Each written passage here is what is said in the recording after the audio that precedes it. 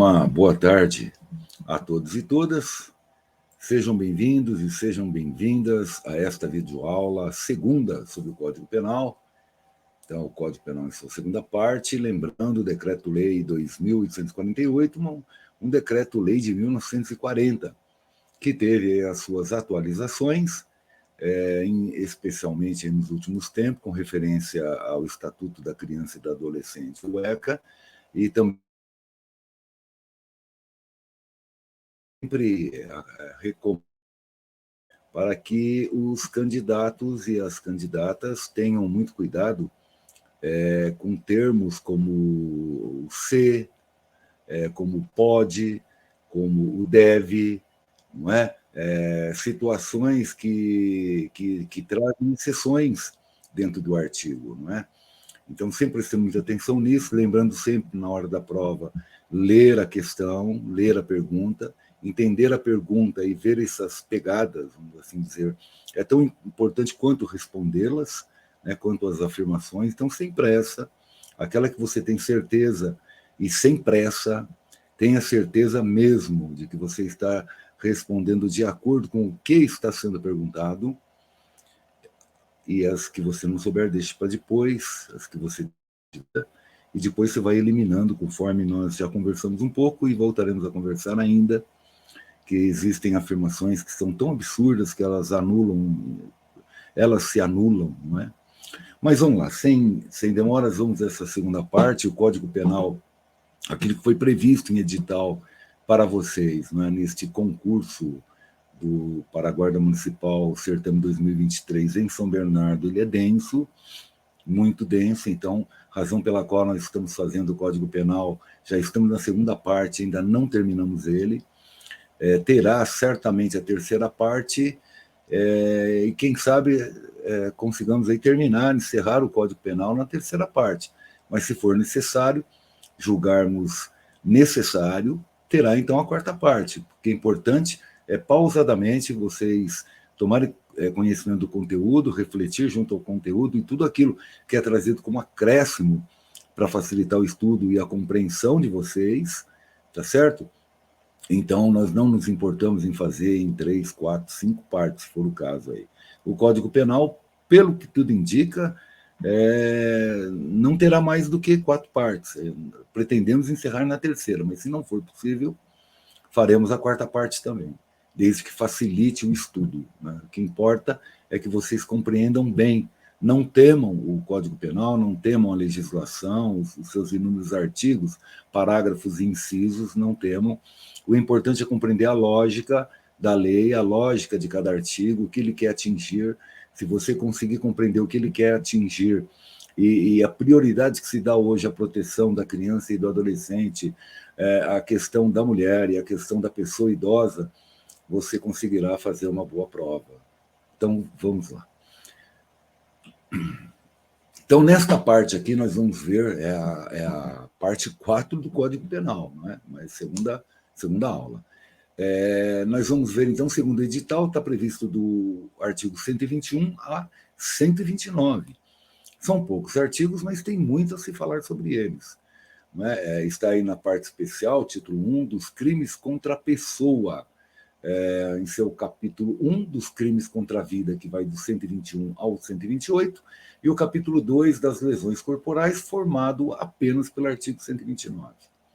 Isso, como introdução, já vale a pena a gente guardar, saber, pelo menos. Nós veremos, então, nesta aula de hoje, os tipos de homicídio, o feminicídio, que é um tipo de homicídio, sobre o suicídio e a automutilação, sobre o infanticídio, as situações de aborto, tipos de lesão corporal e violência doméstica estarão especialmente abordados nesta videoaula. Então, começando. Artigo 121. Lembrando que nós teremos considerações sobre isso no próximo slide, nós colocamos anotações aqui, nesses quadrinhos pretos com letras brancas, que é para chamar a atenção de vocês que há um complemento no próximo slide sobre aquilo que foi abordado neste, que são complementos importantes à compreensão, como nós diríamos, ou para facilitar a tua leitura, o teu estudo, uma vez que alguns artigos eles são relacionados a outros artigos.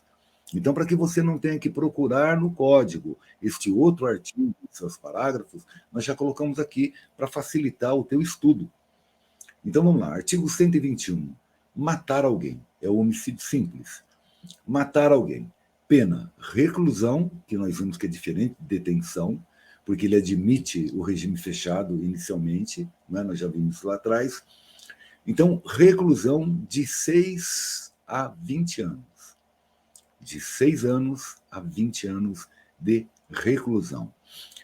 Há um caso de diminuição dessa pena, que está previsto no parágrafo 1º, que diz: se o agente comete o crime impelido por motivo de relevante valor social ou moral, ou sob domínio de violenta emoção, logo em seguida a injusta provocação da vítima, o juiz pode, como está na lei, pode reduzir a pena de 1/6 a 1/3. Redução prevista no parágrafo 1º. O juiz pode. Então, vamos ver exatamente do que se trata isso, não é? Então, o artigo 121, nós vamos sempre repetir lá em cima qual é o texto dele e o texto do parágrafo que nós desejamos explicar, não é? Esclarecer. Então, está lá, artigo 121, seu parágrafo 1º, se o agente comete o crime impelido por motivo de relevante valor social ou moral, ou sob domínio de violenta emoção, logo em seguida a injusta provocação da vítima, o juiz pode reduzir a pena de 1/6 a 1/3. Então vamos lá. Segundo o jurista e magistrado Guilherme de Souza Nutti, é muito conhecido por ter o seu Código Penal comentado. Recomendamos a leitura para quem gosta do tema e procurar dúvidas. Deixamos na fonte 1 o link onde você consegue baixar gratuitamente o Código Penal comentado do NUT. Então ele diz, sob a denominação de simples, que é o que está escrito lá, homicídio simples, artigo 121, matar alguém. Sob a denominação de simples, estabelece a lei penal um dos tipos mais singelos e de fácil compreensão que o Código Penal prevê. Claro, matar alguém é crime, é homicídio simples. Se for apenas isso, matar alguém, mas depois ele vai se tornando um pouco mais complexo, ele fica qualificado. Nós veremos isso em seguida. Então, na lei, temos uma mera descrição do Código Penal. Uma mera descrição, que não traz nenhum elemento normativo ou subjetivo, não contém componentes de ilicitude, nem de culpabilidade.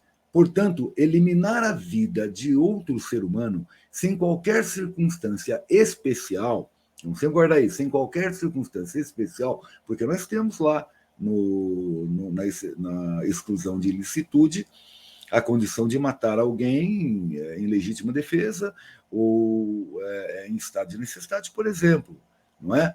Então, sem qualquer circunstância especial, provoca a aplicação de uma pena de 6 a 20 anos de reclusão. É isso que ele está explicando. Homicídio simples, artigo 121. O texto do artigo 121, caput, não é? Matar alguém. Não tem descrição, não tem mais nada. Não é? Matar alguém de 6 a 20 anos de prisão. Por isso que ele diz, é muito singelo, é muito simples, é algo que tirou a vida de alguém, não tem um motivo especial, homicídio simples. É essa penalização. Depois nós vamos ver, então, as condições do homicídio, ele pode mudar, e normalmente muda, não é? Dependendo das condições e da vítima e da situação, enfim, de tudo aquilo que envolve o crime em si. Vamos lá. Quem é o sujeito ativo? Não é? Pensando ainda no homicídio simples, nós ainda estamos seguindo o NUT. Ainda estamos seguindo a fonte que nós colocamos aqui, o Código Penal comentado do NUT. Tem ali as páginas onde vocês podem encontrar isso, esse texto foi colocado aqui. Aqui no caso da página 442 a 443, nós desejamos dar o devido crédito a quem tem, realmente. Não é? Então, é o NUT, Código Penal comentado, ele traz a seguinte reflexão. Quem é o sujeito ativo do homicídio? Qualquer pessoa. Então, qualquer pessoa pode cometer um homicídio simples. Qualquer pessoa. Um juiz, um governador, um presidente, um policial, não é? Um servidor público, um engenheiro, um gari, não é? Um desempregado, qualquer um pode cometer o homicídio simples. E quem é o sujeito passivo que sofre o crime? O ativo é quem pratica. A vítima, no caso, é o passivo. Quem é esse sujeito passivo? É qualquer pessoa também. Qualquer pessoa, veja, extrauterina, ou seja, que não esteja mais no útero da mãe, não é? Que já tenha nascido e já esteja vivo conosco aqui. Não é intrauterino, mas qualquer pessoa extrauterino. O que se deve sustentar é que a vida, existe a vida intrauterina e a extrauterina, conforme diz o Nutt. Esta última é o objeto da proteção do homicídio. Então, o homicídio protege a vida extrauterina. Bom, causa de diminuição da pena. Relevante valor social. Nós estamos verificando aquilo que está no parágrafo 1º, não é isso? Nós estamos ainda lá no parágrafo 1º. Causa, só para vocês verem e lembrarem, está aqui, ó, parágrafo 1º. Se o agente comete, não é? Sob relevante, motivado por relevante valor social ou moral e sob domínio de violência e emoção, não é? O juiz pode reduzir. Então, voltando aqui, ele está explicando aqui o que significa o relevante valor social ou moral. Relevante valor é um valor importante para a vida, em sociedade, evidentemente. Então, relevante valor diz respeito a um valor que é importante para a vida em sociedade, tais como o patriotismo, a lealdade, a fidelidade, a inviolabilidade de intimidade e de domicílio, entre outras tantas que tem aí. São valores que são caros à vida social, não é? Ao indivíduo e ao indivíduo na vida social. Bom, quando se tratar de relevante valor social, como nós falamos, leva-se em consideração o interesse não exclusivamente individual da pessoa, do indivíduo, mas de ordem geral, ou seja, de toda a coletividade, toda a sociedade. Exemplos que ele dá. Quem aprisiona um bandido na zona rural por alguns dias, até que a polícia seja avisada, quem invade o domicílio do traidor da pátria, que ele trabalha muito essa ideia de traidor da pátria, para destruir objetos empregados na traição, está, então, dentro deste conceito de relevante valor social ou moral, que é causa para o juiz que pode diminuir, então, a condenação, a pena, diminuir a pena, tá certo? Então, para que a gente entenda o que é esse relevante valor social ou moral, diz respeito à vida social, são os valores que são caros à sociedade. No caso de relevante valor moral, o interesse em questão leva em conta sentimentos de ordem pessoal. Aí é de ordem pessoal, porque o valor moral é intrínseco a cada pessoa, não é? É de cada pessoa, segundo a sua concepção de moral. Aquilo que ele entende por moral, aquilo que é moral para ela, não é?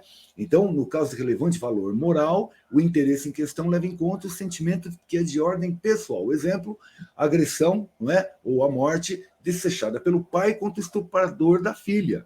O pai, movido por um sentimento voltado a esse valor moral que ele tem, ele mata ou agride, não é?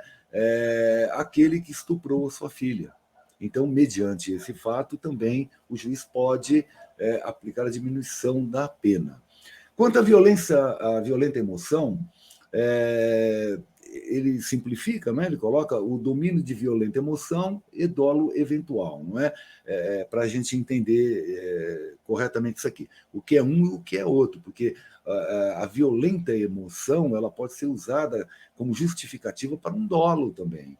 Não é? A pessoa alegar a violenta emoção. Então, ele traz para nós essa possibilidade e o que diferencia uma da outra, e é muito claro o que diferencia, porque o dolo, a pessoa ela não está agindo naquele momento pela emoção, mas por algo que foi planejado.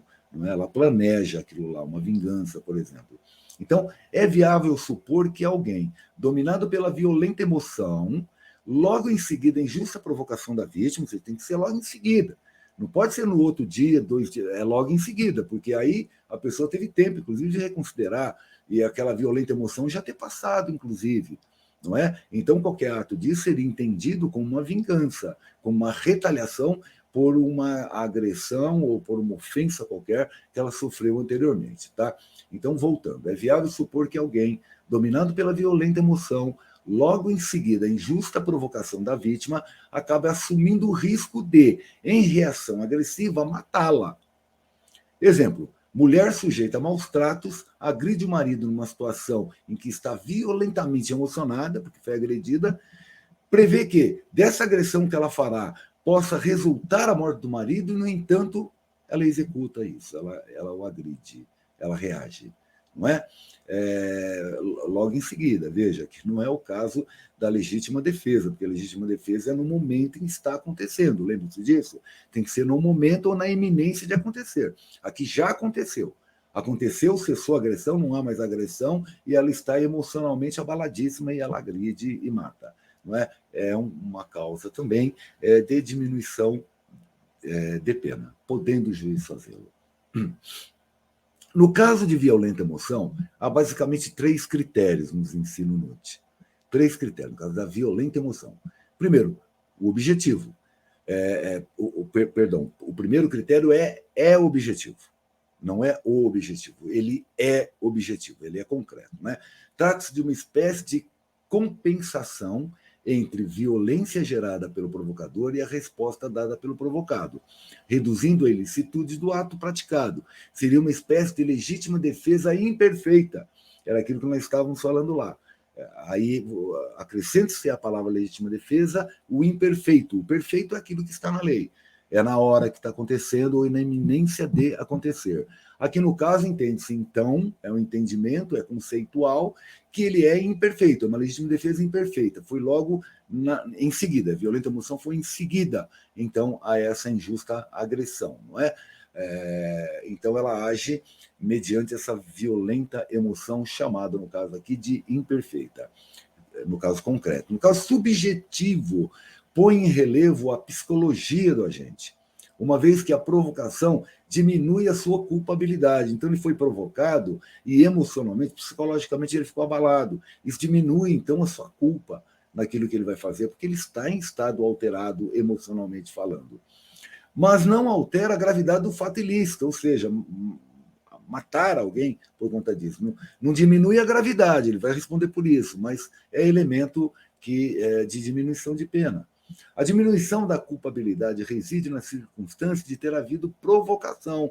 Então, ele foi provocado a fazer aquilo lá. É isso que é levado em consideração, o que ocasiona a cólera do autor.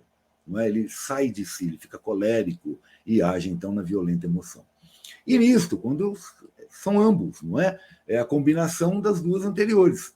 Não há dúvida de que no Brasil, diz Nutt, adotamos a teoria subjetiva. No Brasil é mais comum usar a subjetiva, que é essa psicológica, tá certo? Que ele fica colérico, é o mais utilizado no Brasil.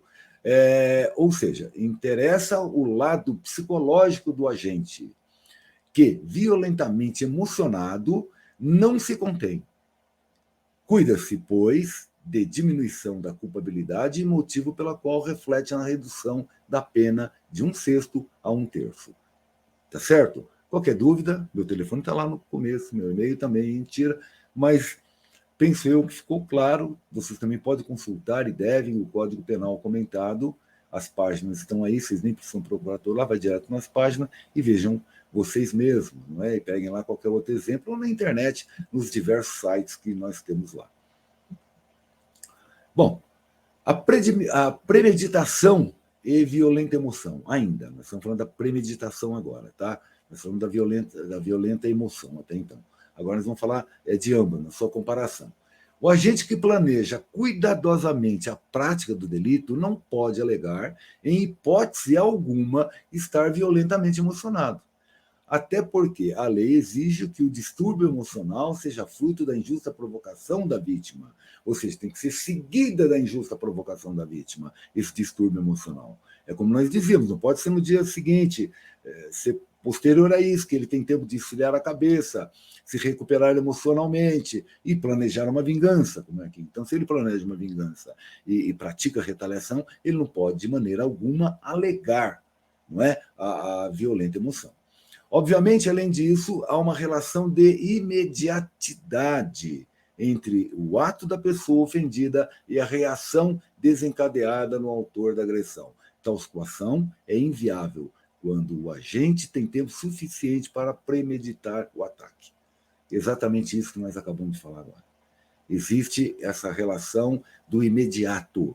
Tem que ser na sequência. A lei, o próprio artigo diz, o próprio parágrafo diz, logo após a injusta agressão. Então não resta dúvida nenhuma que se ele tem tempo, então ele teve tempo para planejar uma vingança. Já não é o caso da diminuição da pena oriunda, decorrente de uma violenta emoção. Aí nós vamos, então, ainda dentro do artigo 121, nós vamos para a sua forma qualificada, que vem descritas aí em seus parágrafos, não é? Homicídio qualificado, então, é entendido como o quê? A qualificação do homicídio apresenta o crime agravado ou de maior gravidade em vista da intensidade do dolo, da natureza dos meios utilizados para executar o homicídio, do modo de ação ou desejo de fugir à punição.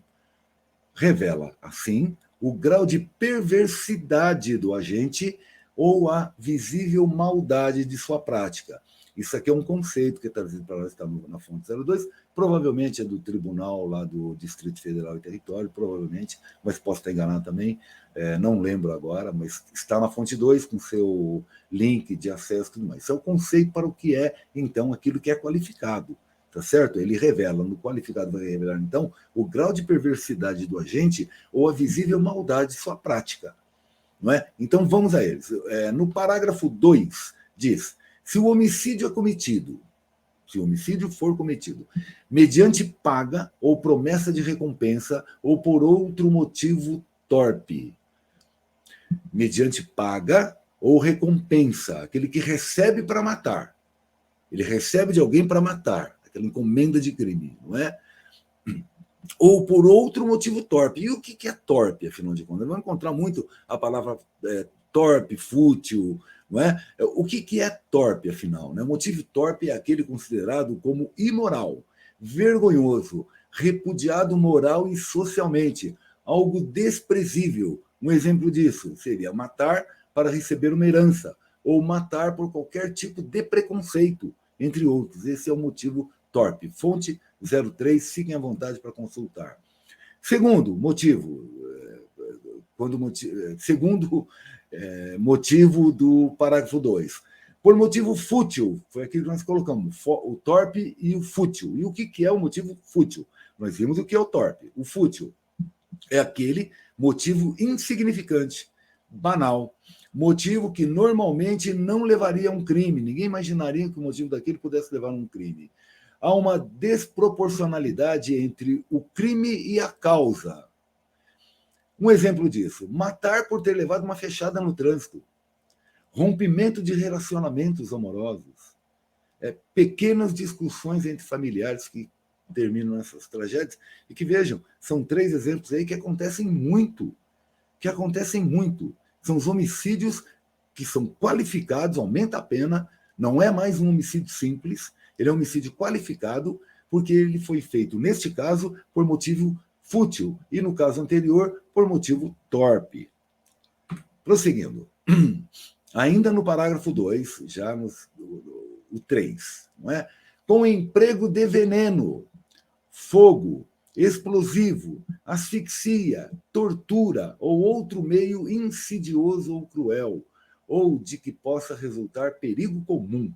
Não é? Então, aqui está bastante claro também, quando é utilizado para o homicídio veneno, não é?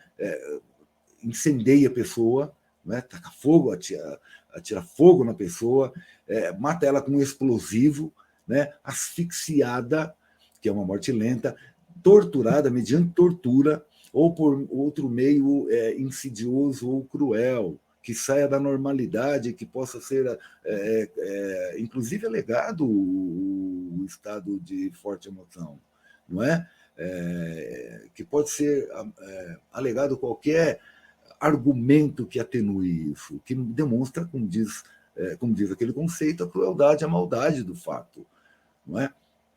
o que possa resultar ainda perigo comum, de uma forma que, ao matar aquela pessoa, outras pessoas corram risco também. Quando nós falamos de explosivo, por exemplo, é um deles, não é? Fica claro que o uso de explosivo ou de gás, por exemplo, de gás, soltar o gás dentro de uma casa, ao perigo da explosão, não é? Ao perigo de pegar outras pessoas também, enfim. 4, a traição. Quando se mata a traição. Traição é quando se aproveita de uma confiança, né? Só é traído aquele que confia. Aquele que não confia não é traído, não é? Porque ele não dá nem as costas para a pessoa assim. Então, a traição é o abuso da confiança da pessoa. Então, quando é feita a traição de emboscada, que fica escondida esperando a pessoa vir, porque não dá chance. A traição não dá chance para a defesa e a emboscada também não dá chance para a defesa. Ou mediante dissimulação, dissimula o fato, não é? Engana a pessoa. Ou outro recurso que dificulte ou torne impossível a defesa do ofendido, que é o que falávamos agora. Mediante a traição, como dissemos, só é traído aquele que confia. E aquele que confia é pego de surpresa sem chance de reação. Né? De emboscada, é inesperado. Né? Ele é pego de assalto ali, né? Ele é pego de surpresa para aquela situação, ou mediante dissimulação, ele é enganado, não é? Ele é levado para a morte praticamente. Não é? Quinto, para assegurar a execução, a ocultação, a impunidade ou vantagem de outro crime. Aí tem relação com outro crime. Então, para que possa assegurar a execução de um outro crime, que pode ser a morte de outra pessoa, um roubo, um sequestro, qualquer coisa desse tipo, a ocultação de um crime, então a pessoa sabe, testemunha sabe o que aconteceu ou o que vai acontecer, tá certo? A impunidade, para me tornar impune, sabe, já ocorreu o crime, ela sabe, ela é uma potencial testemunha, por exemplo, não é? Ou a vantagem de um outro crime. A vantagem de outro crime, por exemplo, num roubo, o dinheiro, não é? A divisão do dinheiro ali, do produto do roubo, por exemplo, não é? Então, aqui há o aumento de pena de reclusão de 6 a 20 anos, que é o homicídio simples, para reclusão de 12 a 30 anos. Então, vamos perceber que o homicídio simples prevê aquele matar alguém, pura e simplesmente matar alguém, ele prevê uma reclusão de 6 a 20 anos.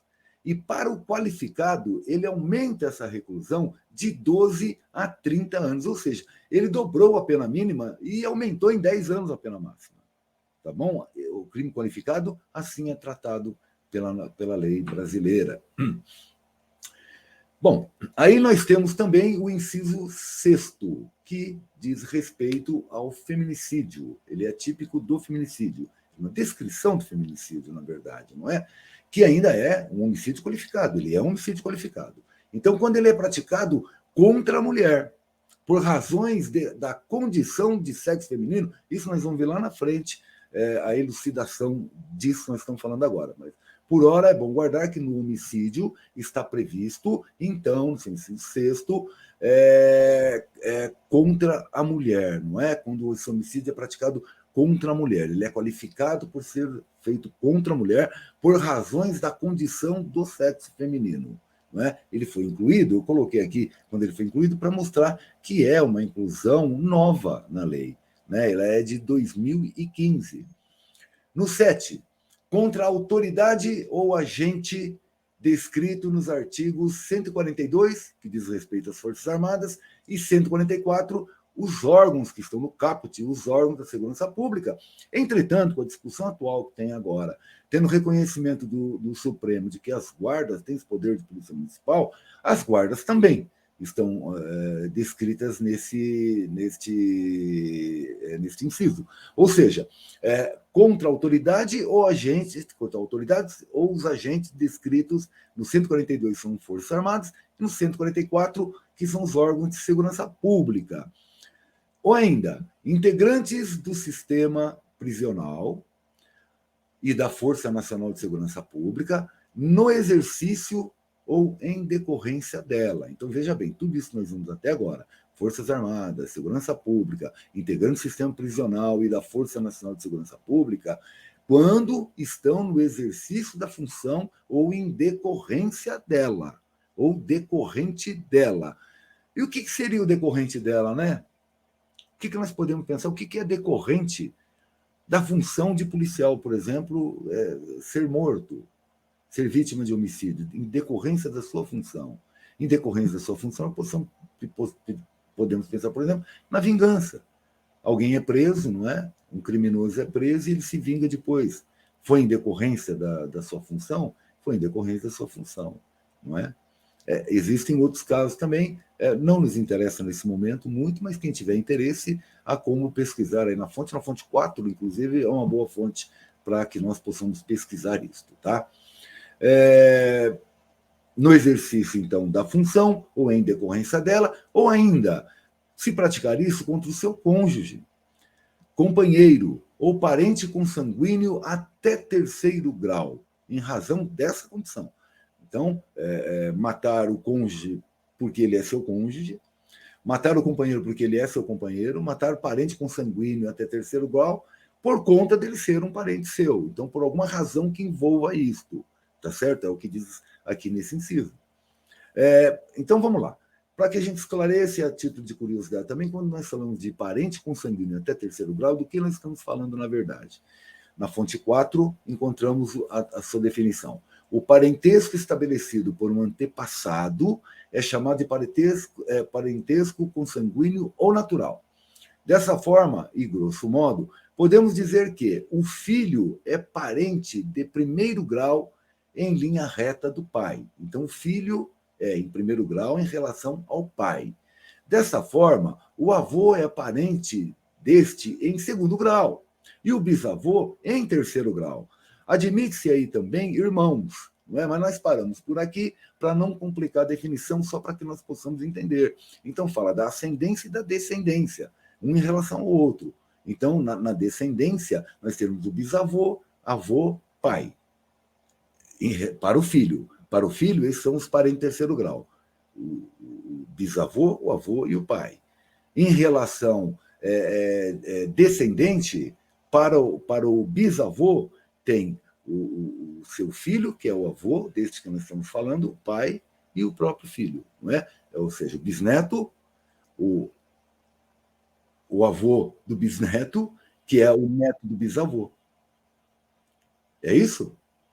É isso. Se não complicou muito, é mais ou menos isso. Mas não vamos parar por aqui. Vamos ao que interessa de fato, não é? Isso é só para vocês calcularem e pensarem como é que funciona a linha ascendente e descendente. Né? Descendente é de bisavô para baixo até o bisneto, e a ascendente é quando vai do filho em sentido ao bisavô, subir o pai, avô, bisavô, tá bom? E também é aceito o irmão, irmãos também é essa discussão, mas nós não vamos aprofundar nisso. Muito bem. Oitavo, com emprego de arma de fogo de uso restrito ou proibido. Isso nós veremos no Estatuto de Desarmamento, eu não quis adiantar aqui. Tá? Então, quando o crime é cometido com emprego de arma de fogo de uso restrito ou proibido, ele também tem um agravante. E no nono, contra menor de 14 anos. Se a vítima for menor de 14 anos, tá certo? Isso tudo são elementos que tornam o homicídio, que aquele que era simples, matar alguém, em homicídio qualificado. E a pena para tais crimes é a reclusão de 12 a 30 anos. De 12 a 30 anos. Aumentando, então, em relação ao homicídio simples, em o dobro para o mínimo e acrescentando mais 10 anos para a máxima. Prosseguindo ainda. Voltamos aqui. Aqui eu coloquei esse quadrinho para que a gente possa entender também melhor. No artigo 121, matar alguém, no seu parágrafo 2º, inciso 6º, contra a mulher por razões da condição de sexo feminino.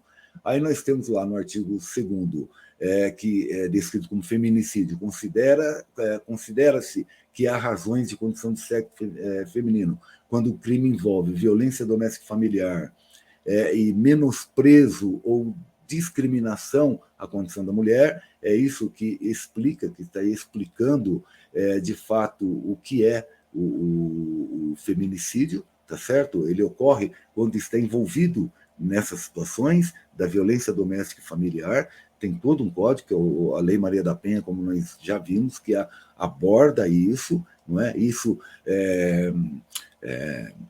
Isso demonstra que aquele crime, não é? Ele é um feminicídio, então ele pode ser assim considerado, porque as razões do crime são pela condição do sexo feminino, não é isso? Aponta para isso, e o menosprezo ou discriminação à condição da mulher, que é muito mais evidente ainda, tá bom? Aí nós temos aí o parágrafo 2b, que diz: a pena do homicídio contra menor de 14 anos...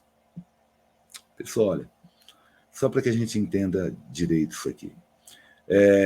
Quando nós entramos no qualificado, na sua forma qualificada, nas suas formas qualificadas, nós temos inúmeros parágrafos, e cada parágrafo ele aborda ali determinadas situações que estão relacionadas a outras leis, não é? Essa separação em vermelho aqui do feminicídio, porque nós vimos anteriormente o parágrafo 1º, não é? Agora nós estamos vendo o 2A, não é isso? Ouvimos o segundo, que nem eu estou lembrando aqui, parágrafo 2, não é? Vimos o parágrafo 2, o homicídio é cometido, depois nós vamos, então, para o parágrafo 2A, não é?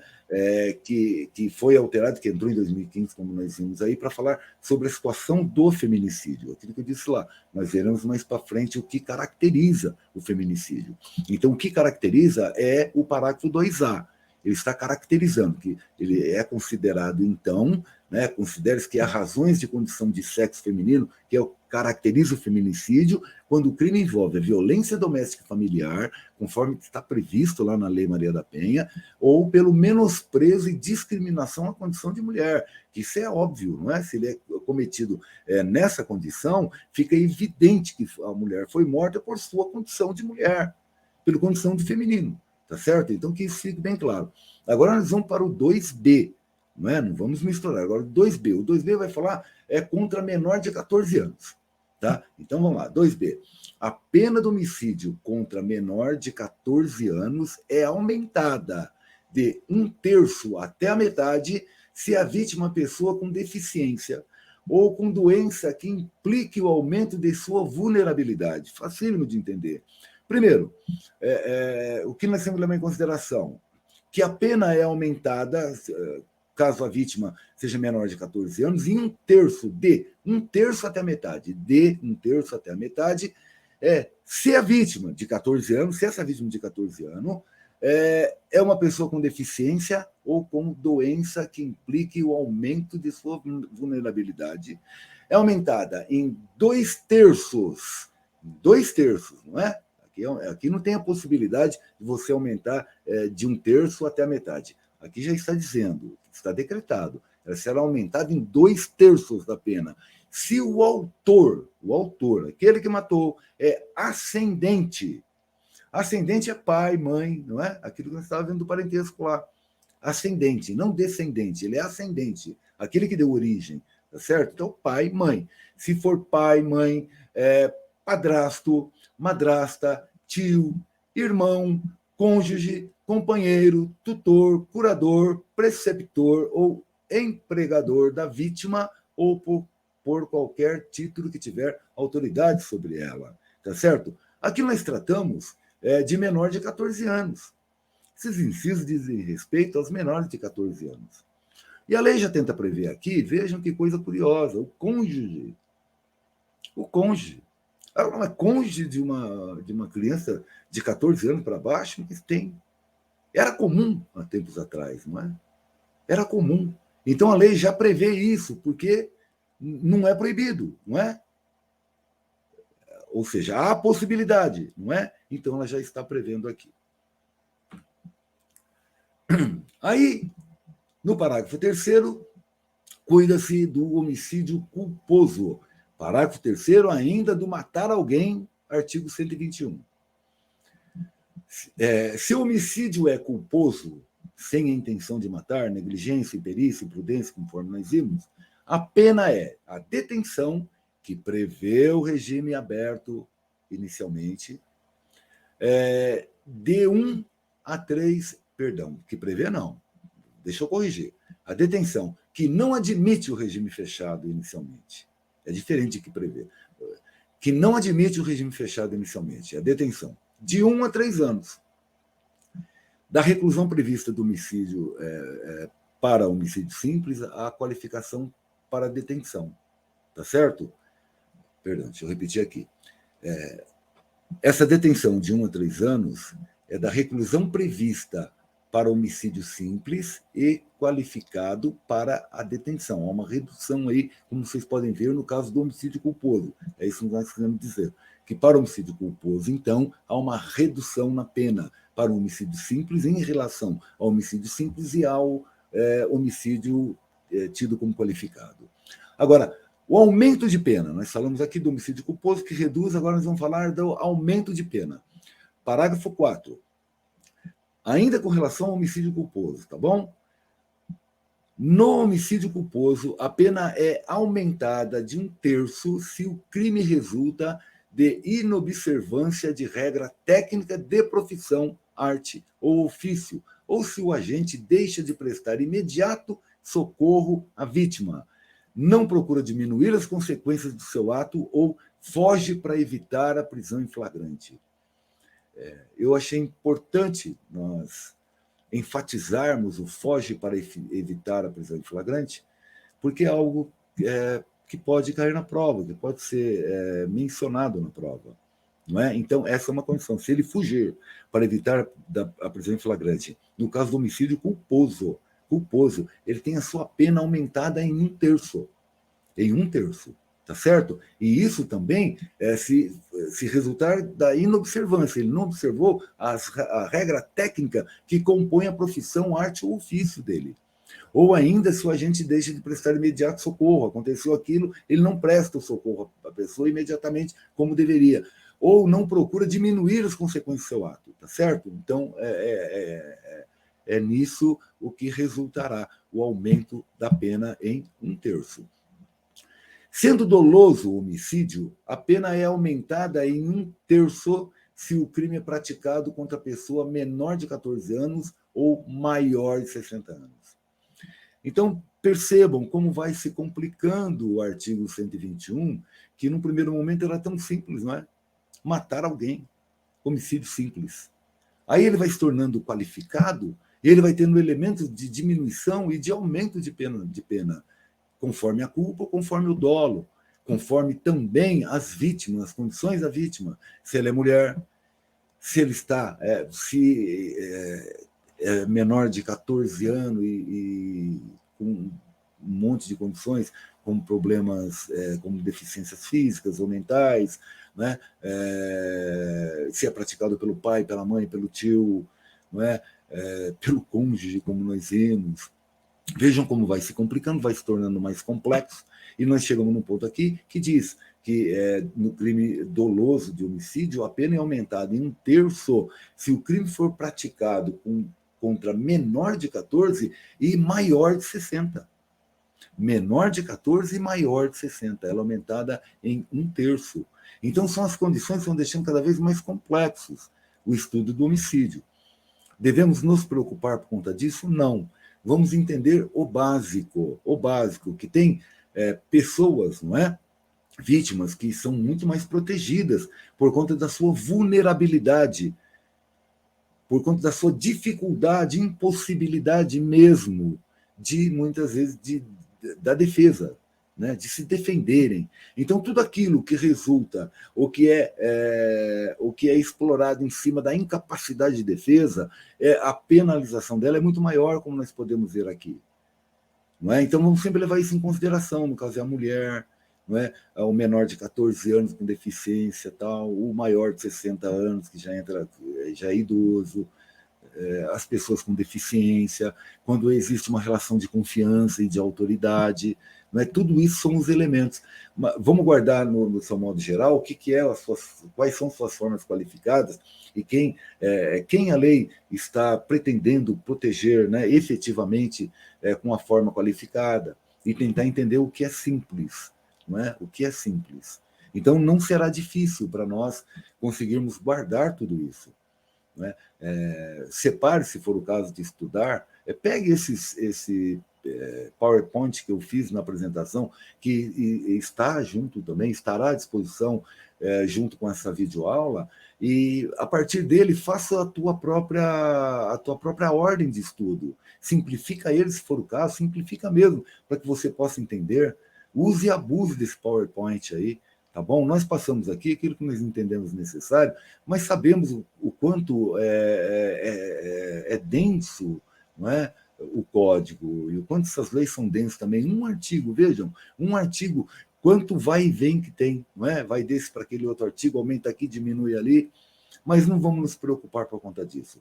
Vamos estudar de forma simples e tentar nos prevenir das armadilhas que tem na prova. Numa prova para a Guarda Municipal, eu não acredito que vai cair coisas complexas dessa forma aí, coisas complicadas dessa forma, porque, afinal de contas, é como nós falamos, o exame não é para a Ordem dos Advogados do Brasil. Tá certo? Então, não se requer de vocês um conhecimento maior do que o básico do Código Penal. O básico. Isso aqui que nós estamos estudando para interpretação e entendimento de operadores do direito ou de estudantes do direito, não é? Que se aprofundam nisso e que a cabeça pega fogo, incendeia mesmo, vão atrás de exemplos. Não é? E para nós, no estudo, bom também é termos exemplos. Quanto mais exemplos nós tivermos sobre determinadas situações que estão previstas no código, melhor nós entenderemos, tá bom? Vamos lá. Sobre o perdão judicial, nós estamos aqui, nós saímos agora do artigo parágrafo 4º, tá? O parágrafo 5º, então, fala de algo que é o perdão judicial, não é? Na hipótese do homicídio culposo, o juiz poderá deixar de aplicar a pena se as consequências da infração atingirem o próprio agente. Isso é uma outra situação também, quando ocorre o homicídio, no caso do culposo, por negligência, né? Falamos em culposo, nós temos negligência, imprudência e imperícia. São esses três elementos que caracterizam a culpa e não o dolo, tá certo? Então, aqui, ó, na hipótese do homicídio culposo, está dentro desses três, imperícia, imprudência ou negligência, não é? Ele pode deixar de aplicar a pena prevista. Não aplica, mas ele pode, não deve. Aqui está escrito pode deixar de aplicar a pena, caso as consequências da infração atinjam o próprio agente que deu causa àquilo, não é? De forma tão grave, mas tão grave, que a sanção penal se torna desnecessária. Desnecessária, porque o sofrimento da criatura é tamanha que a pena não teria função nenhuma de corrigir de coisa nenhuma. De coisa nenhuma. O exemplo que tem aqui, que é clássico esse exemplo aqui, não é? Uma policial, ao chegar em casa cansada, deixa sua arma em cima da pia. Está municiada, pronta para uso. Tá? Ela está cansada, ela chegou para casa. Enquanto vai trocar de roupa, ela vai trocar de roupa para sair novamente, ela está naquela correria. De repente, ela ouve um estampido, não é? Um barulho do disparo da arma de fogo. Aí ela lembra que deixou em cima da pia e corre para lá, corre para a cozinha. Quando chega no local, encontra a sua filha morta, sua filhinha morta, já sem vida. Esse é um caso de que a infração atingiu de forma tão profunda e tão violentamente aquele que deu causa a ela, que o juiz pode deixar de aplicar a pena. Tá certo? É por isso que eu falo, o exemplo é sempre ótimo para que nós possamos guardar cada elemento desse aí, cada situação dessa. Parágrafo 6. A pena é aumentada, olha, veja bem, aí nós saímos da não aplicação, do perdão judicial, nós já vamos para o aumento da pena no próximo parágrafo, que é o 6º. A pena é aumentada em 1/3 até a metade se o crime for praticado por milícia privada. Isso é o caso das milícias que nós conhecemos aí, tá certo? Sob o pretexto de prestação de serviço de segurança, que é o normalmente que é utilizado. Que é o que é normalmente utilizado, tá certo? Então, as milícias que nós vemos aí, especialmente, muito comum no estado do Rio de Janeiro, tal, que há tanta discussão até hoje aí, não é? Ou por grupo de extermínio, grupos formados, grupos de extermínio. E grupos de extermínio pode ser formado tanto por apenas civis, como por policiais ou mistos, policiais e civis juntos, grupos de extermínio, tá? Então, o crime nessa condição praticado por esses grupos aí, ela tem a pena aumentada de 1/3 até a metade. De 1/3 até a metade. Que é bastante coisa, pensando-se na penalização que é para o homicídio. Parágrafo 7º. A pena do feminicídio, nós voltamos para o feminicídio. A pena do feminicídio é aumentada de 1/3 até a metade se o crime for praticado durante a gestação ou nos 3 meses posteriores ao parto. Então, se for praticado enquanto ela está gestante ou durante os 3 meses depois que ela concebeu, não é? É aumentado de 1/3 até a metade, não é? Um dos elementos para aumentar dentro do feminicídio, contra a pessoa maior de 60 anos, com deficiência ou com doenças degenerativas que acarretem condição limitante ou de vulnerabilidade física ou mental. Então, de novo, contra a pessoa maior de 60 anos, com deficiência ou com doença degenerativa que acarretem condição limitante ou de vulnerabilidade física ou mental. Na presença física ou virtual de descendente ou de ascendente da vítima.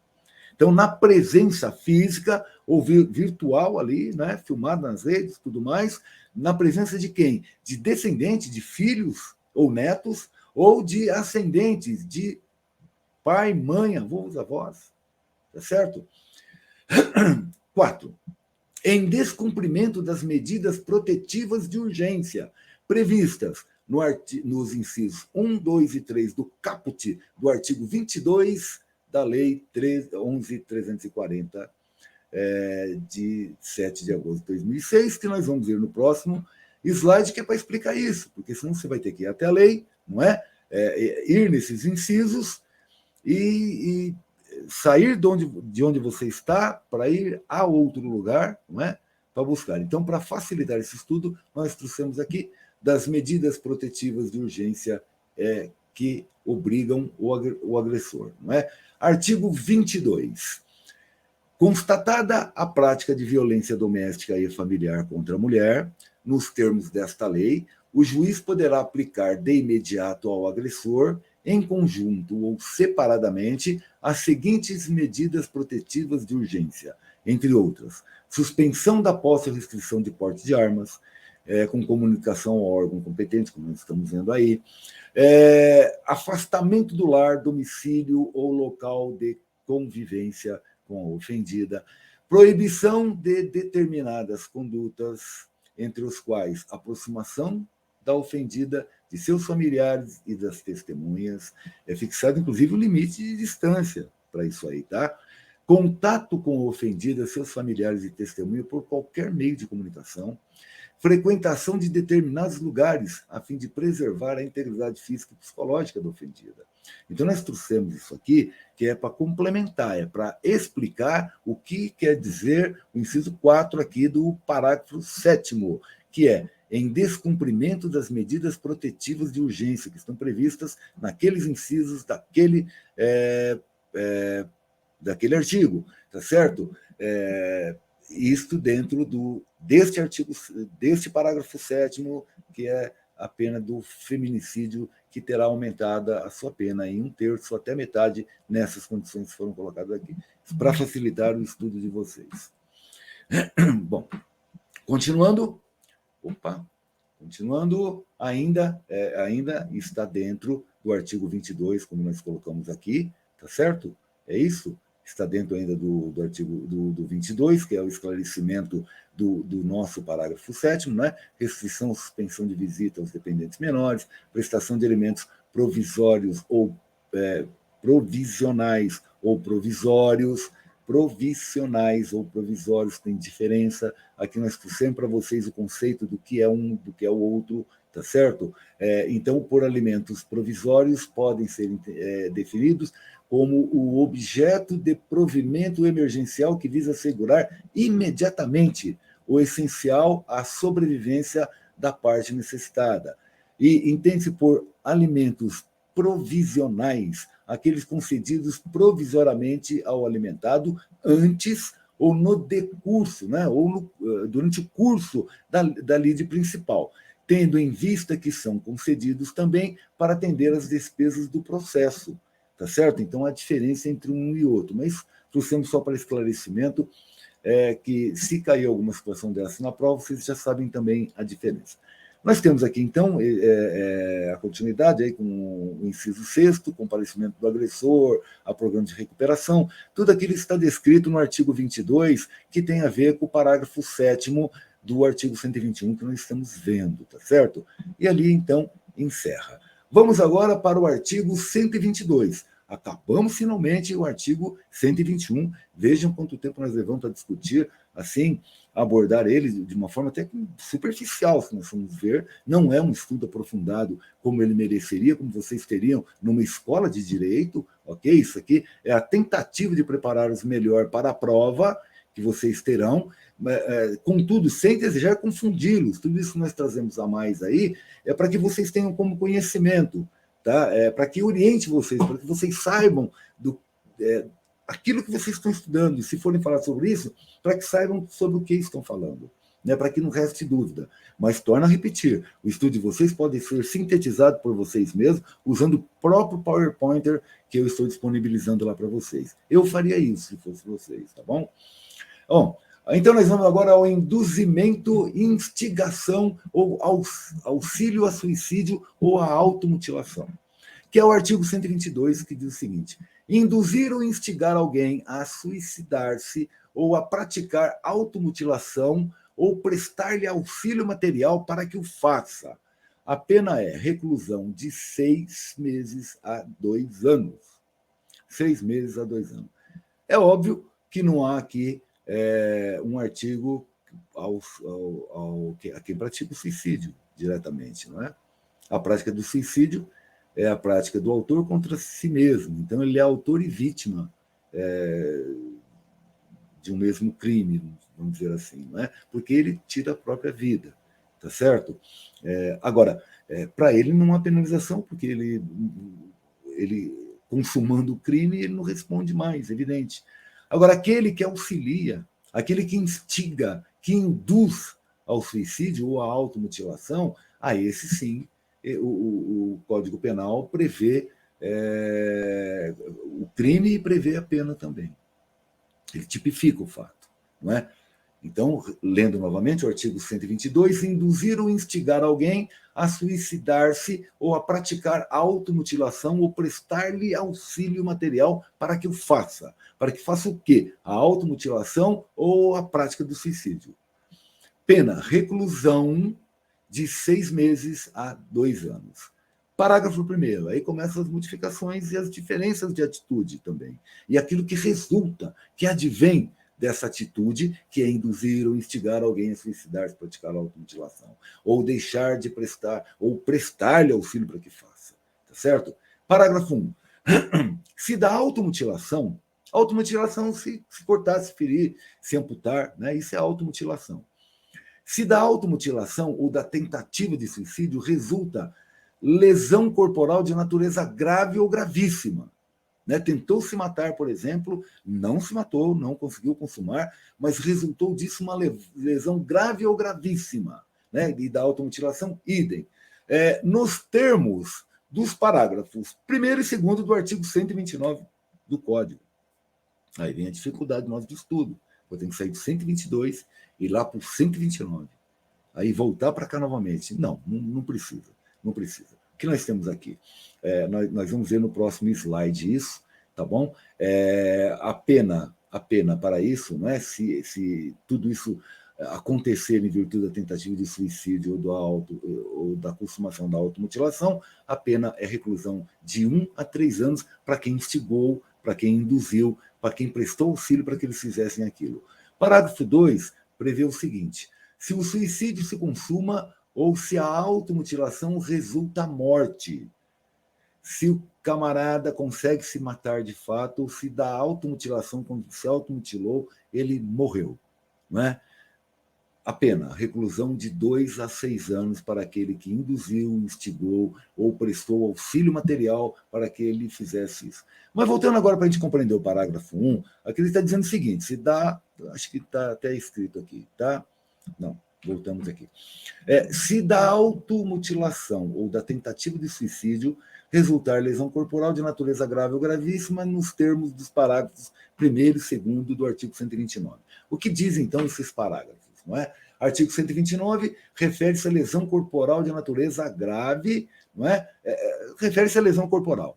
Aí ela vai para a natureza grave, que está descrita no seu parágrafo 1º, não é? Parágrafo 1º. Se resulta da lesão corporal, se resultar dela incapacidade para as ocupações habituais, num período de 30 dias, um perigo de vida, debilidade permanente de membro, sentido ou função, aceleração do parto, né, estando a mulher grávida, a pena é reclusão de 1 a 5 anos. Parágrafo 2 diz o seguinte: se resulta deste a incapacidade permanente para o trabalho, enfermidade incurável, perda ou inutilização do membro, sentido ou função, deformidade permanente e o aborto, que aí são coisas muito mais graves do que estão no parágrafo 1, a pena de reclusão de 2 a 8 anos. Okay? Isso é para que nós pudéssemos entender do que se referia quando nós colocamos lá no artigo 122, em seu parágrafo 1º, né, que haverá uma reclusão de 1 ano a 3 anos para aquele que induzir as pessoas e dessa indução decorrer tudo aquilo que está descrito naqueles incisos, não é? Perdão, nos parágrafos 1 e 2 do artigo 129. Então, aí há uma relação de um com o outro, que agrava, não é? Então, esses artigos se conversam, os parágrafos se conversam, de tal forma a amenizar pena ou aumentar ou agravar a pena. Isso aqui, como eu coloquei, é para auxiliar vocês no estudo. Então, ainda sobre o artigo 122, que é induzir ou instigar alguém a suicidar-se ou a praticar a automutilação, diz o parágrafo 3º, não é? A pena é duplicada. A pena é duplicada. Nesse aqui, eu coloquei para vocês, aqui deve ser duplicada. No caput está escrito, a pena é duplicada. Então, se está escrito é duplicada, não tem decisão de juízo ao contrário. Ela é duplicada se estiver dentro desse conceito aqui, se estiver dentro dessa descrição. Então, a pena é duplicada, deve ser duplicada. 1. Se o crime é praticado por motivo egoístico, torpe ou fútil. Ora, nós já vimos o que é o torpe e o fútil, não é? Já vimos, o fútil é banal e o torpe é vergonhoso, como nós vimos lá atrás. E o que é o motivo egoístico? Vamos lá. Motivo egoístico, maior reprovabilidade da conduta em virtude da insensibilidade do agente. Então, ele já demonstra insensibilidade com o outro. Egoísmo, não é? Voltado para mim. Então, ele não se preocupa com o outro, tá certo? Então, isso é um dos componentes do motivo egoístico, do termo egoístico, não é? Motivo egoístico, segundo a definição, consiste no interesse pessoal do agente. Ele tem um interesse pessoal naquilo, não é? Então, ele instigou lá alguém ao suicídio por alguma razão, tá certo? Vamos pensar assim. Ele instigou a pessoa ao suicídio por alguma razão. Pelo motivo egoístico, qual seria? Aqui vem um exemplo. Alguém que induz o sujeito com classificação superior em lista de espera de concurso público muito concorrido a se matar. Então, ele tem interesse na morte da pessoa e o interesse egoístico dele de ter aquela vaga, ele induz a pessoa ao suicídio, que para ele é interessante. Não é? Ela está na frente dele na fila de espera. Tá certo? Então, a eliminação daquela pessoa é interessante para ele. Motivo egoístico, tá? Então, a pena é duplicada, né, no caso da instigação, e tudo isso nós vimos aqui no artigo 122, se o crime é praticado por motivo egoístico, torpe ou fútil. Ou, se a vítima é menor, se a vítima é menor, nós temos que considerar o quê? Quando nós falamos, a vítima é menor. O que nós temos que considerar? Menor de 18 anos para baixo. Que ela é criança ou adolescente, correto?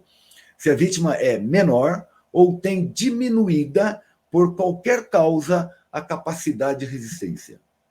Então, se ela é praticada contra menor, ou não sendo, por qualquer causa a sua capacidade de resistência foi diminuída. Tá certo? Diminuída por quem? Pelo autor, evidentemente, não é? Pelo autor, por aquele que está instigando. Bom, parágrafo 4º.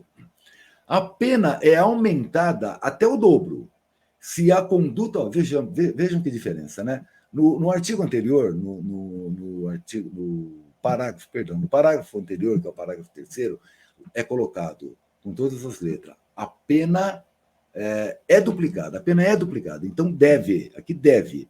No quarto a pena é aumentada até o dobro, então ele não diz, a pena é aumentada em o dobro, não é? Em até o dobro, até você tem 40%, não é? Você tem 30%, você tem 20%, não é isso? Então tem essa opção. Se a conduta é realizada por meio da rede de computadores, da rede social ou transmitida em tempo real. Então, são os mecanismos que nós temos hoje, nos dias de hoje, são as redes sociais, não é? Que são muito utilizadas e induzem pessoas à automutilação, gente. Não é à toa que a automutilação está aqui. Vocês se lembram daquela questão da baleia azul, uma coisa que foi muito discutida aí? As apostas que crianças eram induzidas a fazerem, a se cortarem, não é? Quantas coisas, muitos foram boatos, muitas coisas foram verdadeiras também, com referência a isso.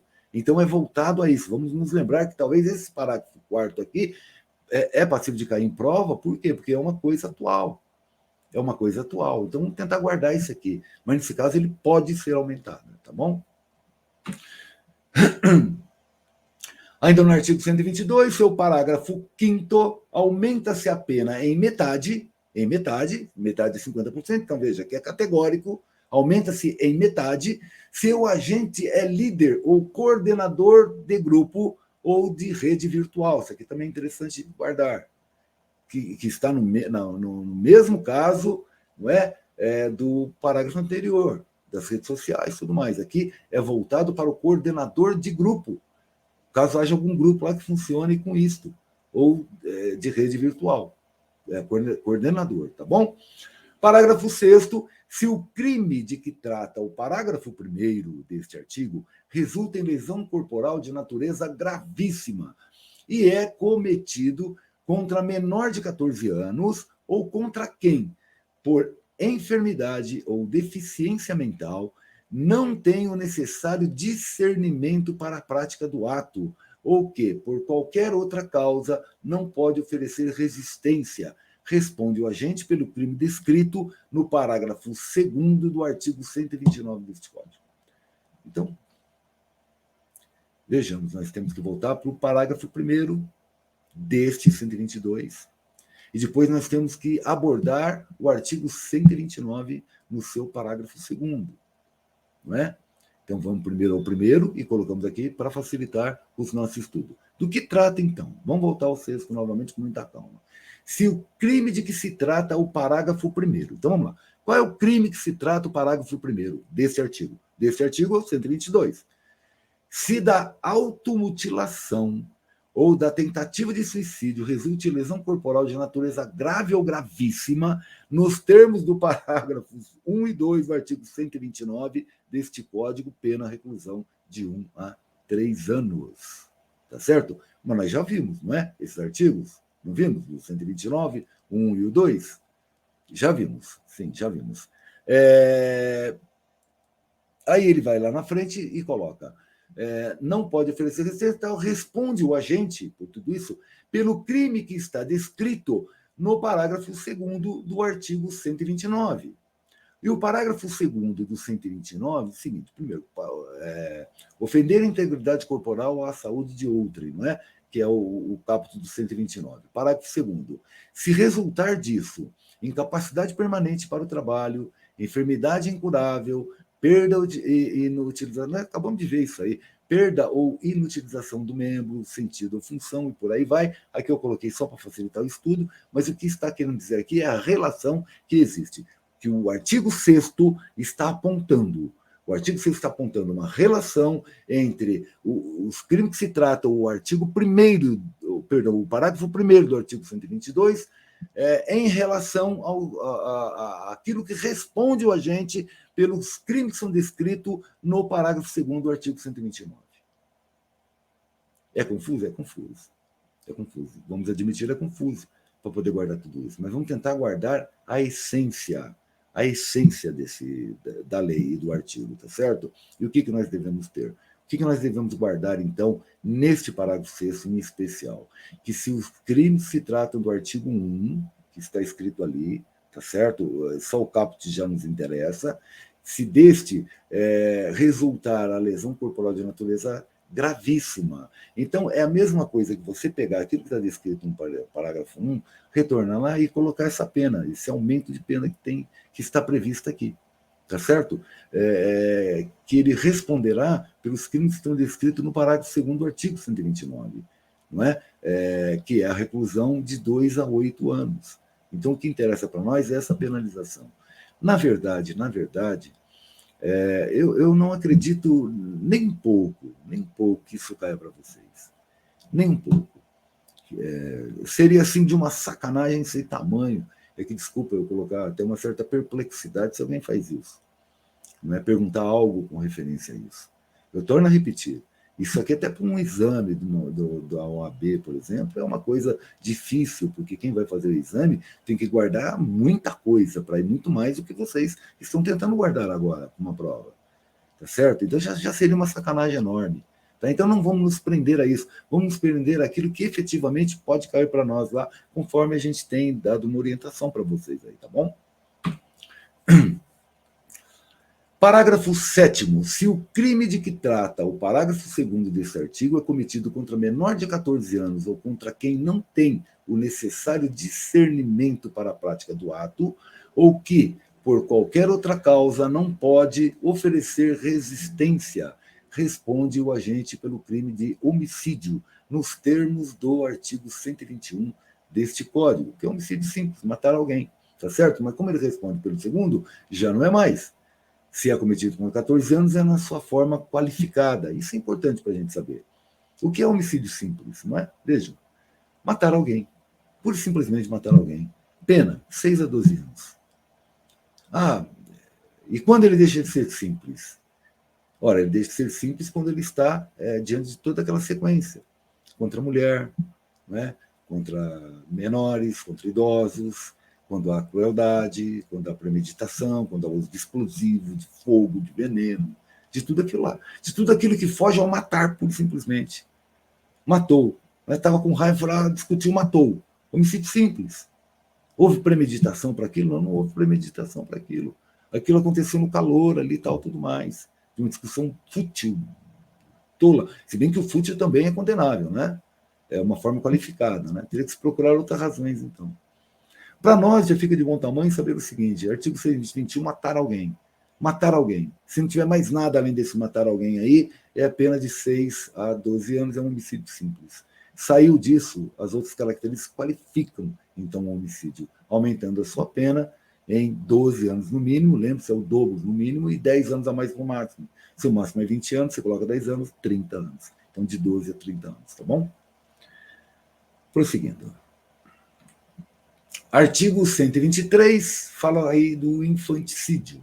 Então, matar sob a influência do estado puerperal o próprio filho durante o parto ou logo após. Então, vamos entender o que é estado. Estado que é gestante, só gestante pode ter, não é? Que é o estado puerperal.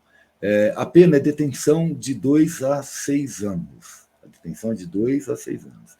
O que se entende, então, pelo estado puerperal? Ele ocorre logo após o parto, é o período de readaptação do corpo da mulher após o nascimento do bebê. Esse período traz diversas alterações físicas e psicológicas, gerando uma grande variação hormonal, sendo muito comum, gente, vejam bem, a ocorrência de depressão pós-parto. E é nesses casos aí que muitas vezes acontece o infanticídio, né? Conforme o artigo 123, que é matar no estado puerperal, tá bom? Esse não é complicado de se guardar. Aí nós vamos para as questões do aborto provocado pela gestante ou com o seu consentimento. E aqui nós vamos poder entender diversas coisas, né? O consentimento de quem pratica o aborto, né? Da mulher que pratica o aborto, e daquele que ajuda, ou que provoca o aborto, né? Então vamos lá. Primeiro, vamos lá. Aborto provocado pela gestante ou com o seu consentimento. Ou ela própria provocou, ou ela consentiu que alguém provocasse. Artigo 124. Provocar aborto em si mesma ou consentir que outro lhe provoque. A pena é detenção que não admite, o regime fechado inicialmente, de 1 a 3 anos. Muito bem. Aborto provocado por terceiro. Não é mais a pessoa, é outro. Provocar o aborto sem o consentimento da gestante, tá? Que já foge totalmente do 124. É por outra pessoa e sem o consentimento da gestante. É reclusão. É reclusão, não é detenção, é reclusão, que admite o regime fechado inicialmente. De 3 a 10 anos. Veja o quanto aumenta para a pessoa que provoca o aborto nessa situação, sem o consentimento. Agora, e se esse o aborto for provocado com o consentimento da gestante por terceiros?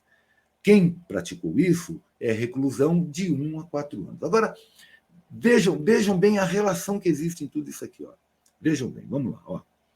O artigo 124, ele coloca o seguinte, que provocar o aborto em si mesma, aí é para a mulher, tá certo? É para a mulher. Ela provocou o aborto em si mesma, ou ela consentiu que terceiros fizessem isso, ela responde pela detenção, ela está sujeita à detenção de 1 a 3 anos. Ela, que praticou em si ou consentiu que alguém fizesse. Muito bem. O aborto que é provocado não tem a ver com ela, né? Ela só vai ter o consentimento, tá? Naquele que for provocado por mim, com o consentimento dela, vamos voltar ao artigo 124. Então, ela não provocou em si, mas ela consentiu que alguém provocasse. Tá certo? Detenção para ela é de 1 a 3 anos. Para aquele que ela consentiu que provocasse o aborto nela, tá certo? Conforme o artigo 126, a pena para quem fez o aborto, que foi consentido, é a reclusão de 1 a 4 anos. Percebem a diferença? Vamos voltar lá. Ó. O artigo 124 diz: provocar aborto em si mesma, ela própria pratica, ou consente que alguém provoque, que outro lhe provoque o aborto, ela, que foi a agente dessa ação, está sujeita a uma pena de detenção de 1 a 3 anos. Nesse caso, que ela consentiu, não foi ela mesma que fez, mas ela consentiu que o outro provocasse, nós vamos então para a caracterização do artigo 126, que diz o seguinte: provocar o aborto com o consentimento da gestante, aquele que provocou, tá certo? Ele está sujeito a uma pena de reclusão, que é pior que a detenção, de 1 a 4 anos. Ou seja, a máxima é maior do que a máxima da mãe, no caso da gestante. Tá certo? Aquele que provocou é maior do que aquela que fez ou de que consentiu. Tá certo? Isso é uma questão de comparação para a gente saber, porque isso pode cair prova, porque isso confunde de fato, não é? Aí nós temos no artigo 125, que é quando alguém provoca o aborto sem o consentimento da mãe, não há o consentimento da mãe. E a pessoa provoca o aborto, tá certo? É reclusão também de 3 a 10 anos. Veja o quanto aumenta a pena, tá certo? Isso é importante para a gente estudar, para a gente guardar, para a gente ter para nós, porque pode sim cair na prova isso. Então, voltando aqui, parágrafo único, ainda dentro de tudo aquilo que nós vimos aqui, o artigo 124, 125 e o 126, parágrafo único diz o seguinte: aplica-se a pena do artigo anterior se a gestante não é maior de 14 anos, ou é alienada ou débil mental, ou se o consentimento é obtido mediante fraude, grave ameaça ou violência. Então, voltando aqui, para que não haja confusão nisso. Esse parágrafo único está se referindo, esse parágrafo único é o parágrafo único do 126, tá certo? O parágrafo único é com referência ao 126. Então, ele diz o seguinte: aplica-se a pena do artigo anterior, que é o 126, justamente, se a gestante... Não, perdão, gente, perdão. Aqui, na hora de eu separar para vocês, houve uma confusão. Esse parágrafo único aqui é do artigo 126, não é? E se ele está falando que aplica-se a pena do artigo anterior, ele está se referindo ao artigo 125. Então, vamos lá. O artigo 126, me perdoem, tá? Me perdoem que o cansaço bate e já era. O artigo 126 diz o seguinte: provocar aborto com o consentimento da gestante. Então, está sendo questionado aqui neste parágrafo, esse consentimento. Como foi conseguido esse consentimento da mãe? Tá certo? Então, ele está explicando o seguinte: aplica-se a pena do artigo anterior. A pena do artigo anterior é o do 125, que é provocar o aborto sem o consentimento da mãe. Tá certo? Que seria reclusão de 3 a 10 anos. Então, aplica-se essa pena para aqueles casos tidos como consentidos, se a gestante não é maior de 14 anos, tá certo? Se ela for menor de 14 anos, então, que consentimento? O consentimento dela não terá valor, a pessoa responderá por aquela penalização de reclusão de 3 a 10 anos, ou se ela é alienada ou débil mental, ou se o consentimento for obtido mediante fraude, engano, ela foi enganada, ou grave ameaça, ela foi ameaçada, você consente, ou vai acontecer isso, ou isso, aquilo, ou violência qualquer, ou outra violência qualquer. Consentiu porque não tinha outra forma, né? Tinha que consentir porque estava sujeita à violência. Agora vamos tentar entender o que é, por que nós trouxemos aqui esse conceito também de débil mental e alienada, porque isso aí pode, de repente, também ser motivo da nossa prova lá. E é importante nós sabermos que há diferença, tá bom? Por débil mental, ela está associada à demência, não é? Débil mental está associado à demência, incapacidade de pensar racionalmente. Por sua vez, o alienado é aquele que se torna louco em algum aspecto. Isso aqui é a definição que está na fonte 10, tá, pessoal?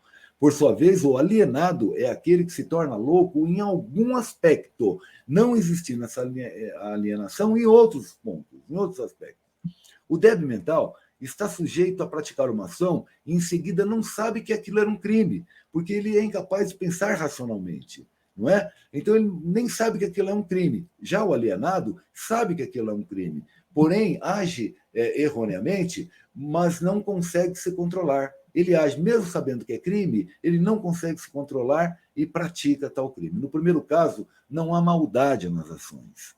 Né? Para o débil mental, não há maldade. No caso do alienado, até há. Né? Mas em outra situação, ele não consegue se controlar. Mas mesmo estando nessa condição de alienada, a vítima que estiver nessa condição de alienada e disto for aproveitado, o agente do convencimento responde pela reclusão de 3 a 10 anos. Tá bom? Fica mais fácil de entender assim. Vamos lá. Forma qualificada de provocar o aborto. Forma qualificada de provocar o aborto. Artigo 127.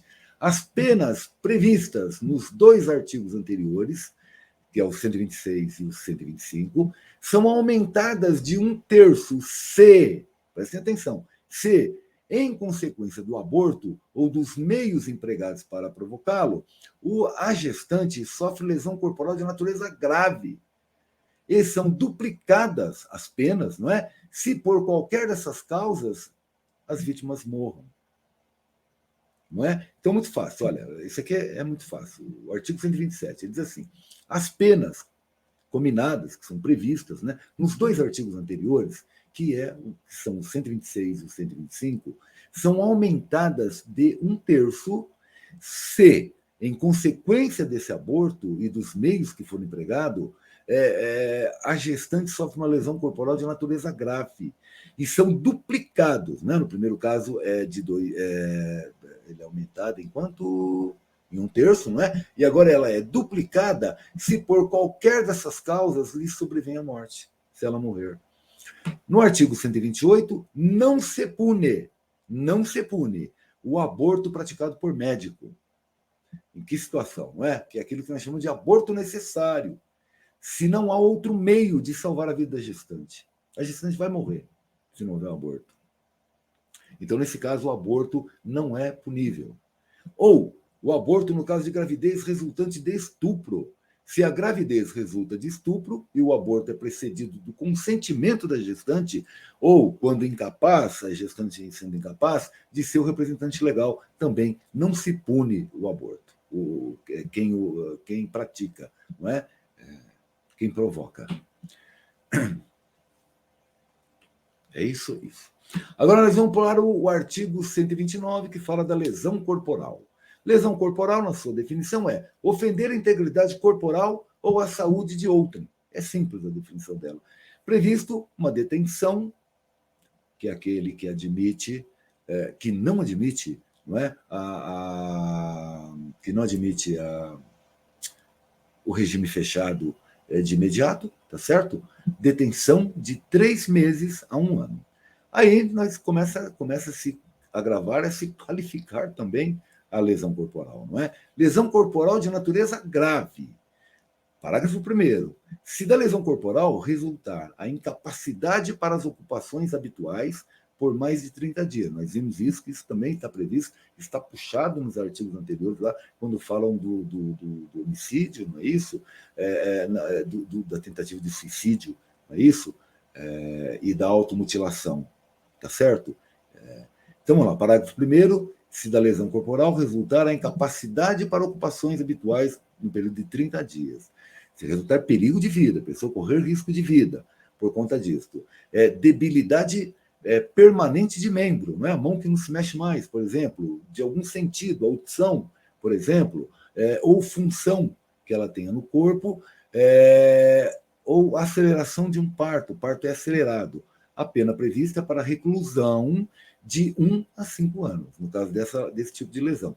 Totalmente diferente de uma lesão corporal, vamos entender como simples, não é? Que está no caput do artigo 129, cuja pena é a detenção de 3 meses a 1 ano. Aqui já vai de reclusão de 1 a 5 anos. Também, lesão corporal de natureza grave, lesão corporal de natureza grave, no seu parágrafo 2º, se resultar a incapacidade permanente para o trabalho, aí não pode trabalhar mais. A enfermidade incurável, não se cura mais. Perda ou inutilização de membro, sentido ou função. Deformidade permanente, não é? Deformou todo o rosto da pessoa permanentemente. E o aborto, a criança morreu, não é? Não acelerou o parto. No caso de acelerar o parto, a criança nasce antes, mas nasce. No caso do aborto, a criança morre, não é isso? Reclusão de 2 a 8 anos.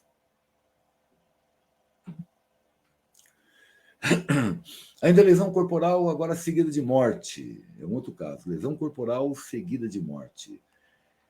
Se resulta a morte e as circunstâncias evidenciam que o agente não quis o resultado, nem assumiu o risco de produzi-lo, porque se ele quisesse o resultado, gente, seria um homicídio, não seria lesão corporal. Tá certo? Então, é previsto no caso culposo, tá certo? Vamos voltar lá, então. Lesão corporal seguida de morte. Parágrafo 3º. Se resulta a morte e as circunstâncias evidenciam que o agente não quis o resultado, nem assumiu o risco de produzi-lo, a pena é reclusão de 4 a 12 anos. Ainda assim, uma penalização pesada. Tá certo? Ainda assim, a penalização pesada, uma lesão corporal que resulta a morte de uma forma culposa, não é? De uma forma culposa. É interessante guardar isso, porque isso aí pode ser utilizado em prova de fato, essa questão da culpa, não é? Se colocar lá uma lesão corporal, uma lesão corporal seguida de morte por motivos do doloso, isso é inverídico, tá certo? Isso é impraticável, isso não existe. Bom, diminuição da pena nesse caso aqui. Parágrafo 4º. Se o agente comete o crime impelido por motivo relevante de valor social ou moral, nós vamos voltar lá atrás daquele caso do homicídio lá, tá? Patriota, né? Tudo aquilo que está sendo justificado lá. Ou sob domínio de violenta emoção, não é? Como nós verificamos também. Logo em seguida, a injusta provocação da vítima. Então, para que haja vamos sempre lembrar disso, é importante para a prova também. Quando nós falarmos do domínio da violência e emoção, está dominado por violência e emoção, para a lei há um requisito. Esse requisito é que seja logo em seguida a injusta provocação da vítima. Deve haver uma provocação e deve ser em seguida essa provocação. Depois de um certo tempo é vingança. Já a premeditação não há de se alegar isto, tá bom? O juiz pode reduzir a pena de 1/6 a 1/3. Substituição de pena. É possível ser substituída? É.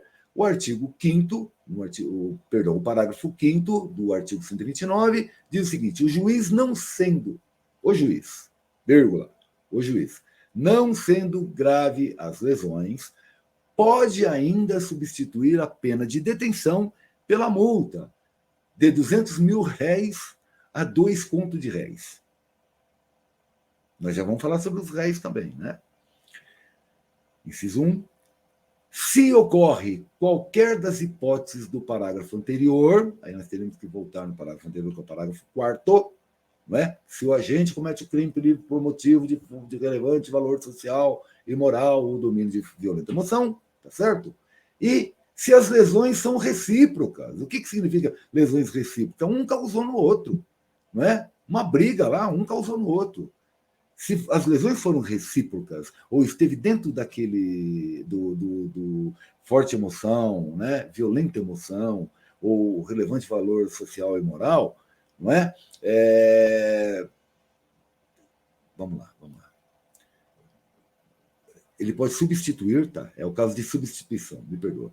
Então, nesses casos, o juiz pode substituir a pena de detenção pela multa, que é, no caso aí, de R$200, ou 2 contos de réis, teremos que voltar lá para a década de 1930, provavelmente, para conseguir esse dinheiro nesse valor de contos de réis e R$1.000, né? Vamos lá. A primeira observação, não é? Nós vamos ver a questão dos réis no próximo slide. Mas quanto ao parágrafo anterior, que é o parágrafo 4º, que diz o seguinte: se o agente comete o crime impelido por motivo de relevante total, foi colocado isso daqui para auxiliar vocês nos estudos. Novamente, a gente repete, quando está aqui, não é para confundi-los. É que, como o parágrafo 5º está dizendo, né, se ocorre qualquer das hipóteses do parágrafo anterior, tá? Aqui, um dos incisos do parágrafo 5º diz isso: se ocorrer a multa, poderá substituir a pena se ocorrer qualquer das hipóteses do parágrafo anterior. Então, para você não ter que voltar no slide, está aqui, ó, o parágrafo anterior é esse, é o 4º. Se o agente comete o crime impelido por motivo relevante e tudo mais, conforme nós já vimos. Vamos agora ver a questão dos réis, né? Então, vamos lá, olha que interessante, isso aqui está na fonte 11, sugiro que vocês vejam. Considera-se revogadas tacitamente as disposições de penas pecuniárias com valor em réis, conto de réis e cruzeiros, que é outra moeda antiga, encontradas no Código Penal e na Lei das Contravenções Penais, que está aí o número dela, devido ao fato de que tais unidades monetárias não serem mais correntes no território nacional, como nós todos sabemos, ferindo, desta arte, o princípio constitucional da legalidade. Ora, como é que você vai pagar? Não tem como pagar isso aqui. O sistema vigente é de dias-multa, é o que é utilizado hoje, para vocês entenderem como são essas multas aplicadas. Como se calcula, então? Lá está escrito 1.000 contos de réis, como que o juiz vai calcular? Não dá, réis não dá, esquece. Como que o juiz vai calcular, então? O sistema vigente é de dias-multa, entre o mínimo de 10 e o máximo de 360, fixando-se cada unidade de dia-multa com base no salário mínimo. Artigo 49 do Código Penal. Está descrito lá. Sem especificação no tipo penal do valor em moeda. Muito bem. A política de aplicação de pena de multa considera que o parâmetro a ser observado é a situação econômica do condenado. Então, a pessoa vai ser condenada, vai ser substituída a pena dele em multa. O que é levado em consideração é a situação econômica dele, tá certo? Ao contrário da pena de prisão, cujo fundamento básico é a gravidade do crime e da culpabilidade do agente, independentemente de sua situação socioeconômica, tá certo? Então, vamos lá, para que a gente entenda como é feito isso é baseado, o sistema vigente é dias-multa, entre o mínimo de 10 e o máximo de 360 dias-multa, não é? E isso sem a especificação no tipo penal do valor em moeda. Tá, tudo bem. Aí nós vamos para o artigo 49, que vai dar para nós entender melhor isso aqui. A pena de multa consiste no pagamento ao fundo penitenciário, não sei se vocês sabiam disso, mas a multa é paga ao fundo penitenciário na quantia fixada na sentença e calculada em dias multa, como está definido lá em cima. Será no mínimo de 10 e no máximo 360 dias multa. Parágrafo 1º. O valor do dia multa será fixado pelo juiz, não podendo ser inferior a 1/30 do valor do maior salário mínimo. Perdão, deixa eu ler de novo aqui. O valor do dia multa será fixado pelo juiz, não podendo ser inferior a 1/30 do maior salário mínimo mensal vigente ao tempo do fato, nem superior a 5 vezes salário. Então, tem critérios lá para o juiz, não pode nem ser menor nem maior que aquilo. E, segundo, o valor da multa será atualizado quando da execução pelos índices de correção monetária. Então, é assim que é calculado a multa hoje, não. Quando vimos lá contos de réis ou mil-réis, ou mesmo cruzeiros, é assim que funciona, tá? Que lá não tem aplicação. Ela está revogada, evidentemente. Lesão corporal culposa, parágrafo 6º. Se a lesão é culposa daquilo, não é? Imprudência, imperícia e negligência, pena, detenção de 2 meses a 1 ano. Se a lesão corporal for culposa, a pena é detenção de 2 meses a 1 ano. Aumenta-se a pena, conforme o parágrafo 7, em 1/3, se ocorrer qualquer das hipóteses dos parágrafos 4º e 6º dos artigos 121 deste Código. Nós veremos isso no próximo slide. E no parágrafo 8º está previsto também, aplica-se à lesão culposa o disposto do parágrafo 5º do artigo 121, que fala do homicídio. Nós vamos ver agora também no próximo, tá bom? Por hora, vale lembrar o seguinte, que o 7º prevê um aumento de pena de 1/3, se ocorrer conforme os parágrafos 4º e 6º do 121, e, no caso do 8º, da lesão corporosa, aplica-se à lesão culposa o disposto, aquilo que está disposto no parágrafo 5º do artigo 121, que aqui nós não temos condição de saber, a não ser que a gente veja, que a gente visite agora esse artigo 5º do parágrafo 5º do artigo 121, que diz o seguinte. Então, vamos lá. Referente ao parágrafo 7º, artigo 121, matar alguém. Então, vamos lá, são 2 parágrafos que dizem, certo? O 4º e o 6º. No 4º é o seguinte, no homicídio culposo, a pena é aumentada em 1/3 se o crime resulta de inobservância da regra técnica de profissão, arte ou ofício, nós vimos lá atrás. Ou se a gente deixa de prestar imediato socorro à vítima, não procurar diminuir as consequências do seu ato ou foge para evitar prisão em flagrante. Sendo doloso homicídio, a pena é aumentada em 1/3, isso que diz lá no quadro. Mas o que importa para nós, já que está se tratando de culposo, é que vai até o ponto final aqui em flagrante. No parágrafo 6º diz, a pena é aumentada em 1/3 até metade se o crime for praticado por milícia privada ou por grupo de extermínio, como nós vimos também anteriormente, tá bom? Agora, já referente ao parágrafo 8º, o que diz ali o artigo, vamos voltar ao 8º de novo, aplica-se à lesão culposa o disposto do parágrafo 5º do artigo 121. Então, o que diz, aplica-se isto que está aqui, tá certo? A lesão culposa, tá bom? Então, diz o seguinte, parágrafo 5º, na hipótese de homicídio culposo, mas vai se aplicar isso, não tem nada a ver, mas vai se aplicar o que está escrito aqui. O juiz poderá de aplicar a pena. O juiz poderá deixar de aplicar a pena, se as consequências da infração atingirem o próprio agente, de forma tão grave que a sanção penal se torne desnecessária. Então, veja, pessoal, tanto para a lesão culposa quanto para o homicídio doloso, aí, por essa causa dolosa,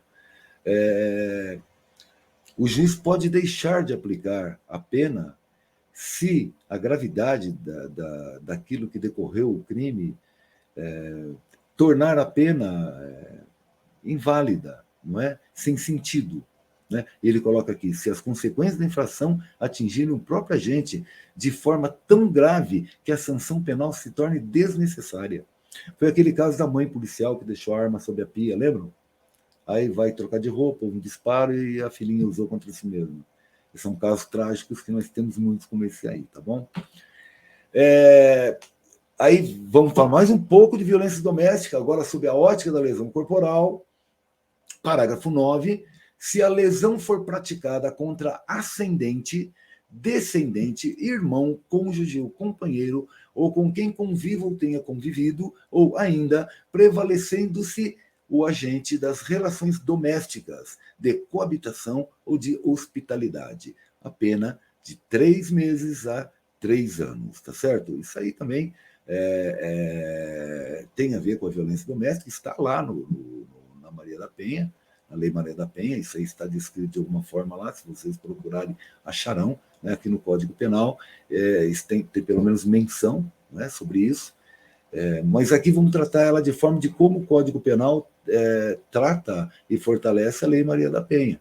Isso aí é importante, né? Aquele que queira pegar o PowerPoint, separar tudo aquilo que diz respeito a Maria da Penha, tudo aquilo que diz respeito ao ECA, a criança, e separar, é muito importante, é interessante, é inteligente, como forma de estudo também, tá certo? Fica aí a dica.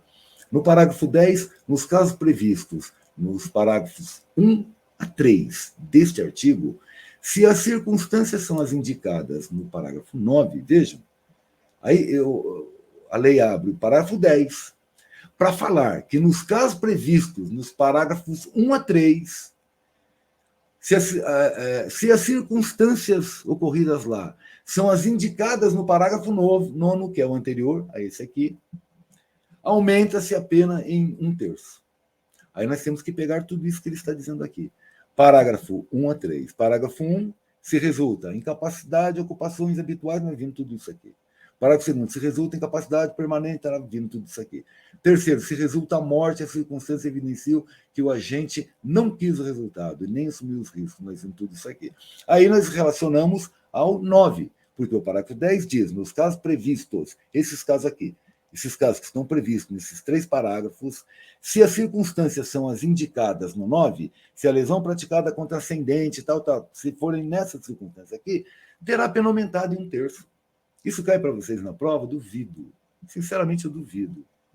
Eu não apostaria, tá? Porque é complicado demais. E eu também não perderia meu tempo com isso, indo e voltando, para guardar, sendo que tem coisas muito mais básicas e fundamentais que eu apostaria que cairiam na prova, como nós já conversamos anteriormente, tá bom?